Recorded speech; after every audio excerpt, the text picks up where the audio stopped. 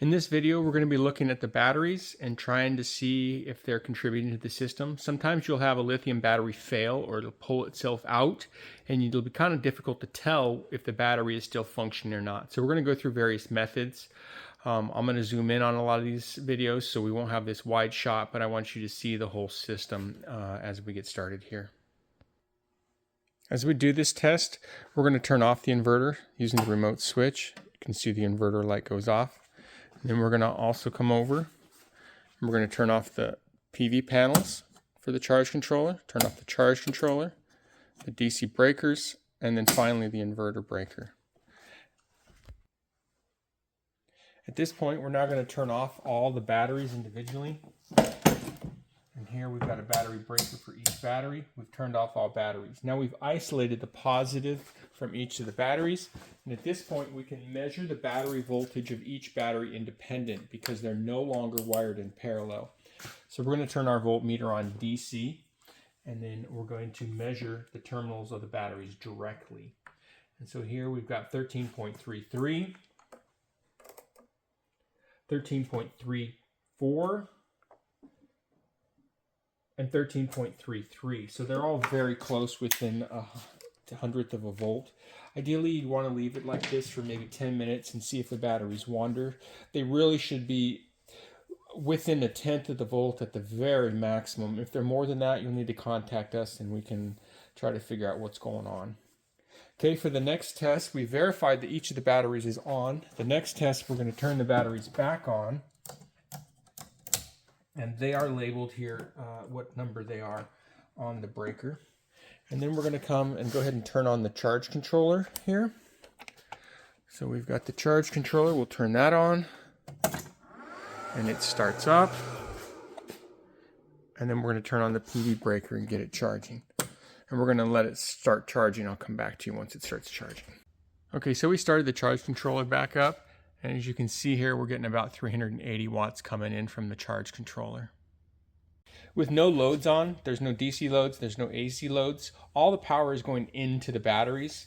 And so we can measure and make sure that all the power going into the batteries is equal. So we're going to use a current clamp to do that. This is a DC current clamp, and the clamp itself measures DC. A lot of the cheaper current clamps, the clamp only measures AC, and you have to use the leads to measure DC. That won't work in this situation.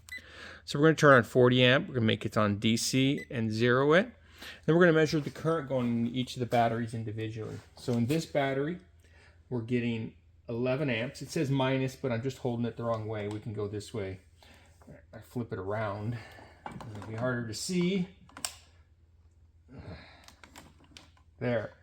So we're getting 10.8 amps going in there. This one we're getting 4. And this one we're getting 10. So we clearly see that there's something going on different. These two batteries here are getting 11 and 10, and this one's getting 4. So something's not quite right with how the batteries are charging. Now, you can monitor that over time, and the problem may self-resolve. Or there may be an issue, and this battery may be weaker than the others, or it may be at a different state of charge. So once they all get to a fully 100% state of charge, and then you start discharging them, you're going to get a better indication of what's going on. So the next step in this system is we're going to actually turn on the inverter, turn off the charge controller, turn on the inverter, and start drawing a load, and see if they discharge at about the same amount of current. So we're back here, and we're going to turn off the solar panel power. So no power is coming from the panels to the batteries. And we're going to turn on the inverter. And the inverter is going to start up.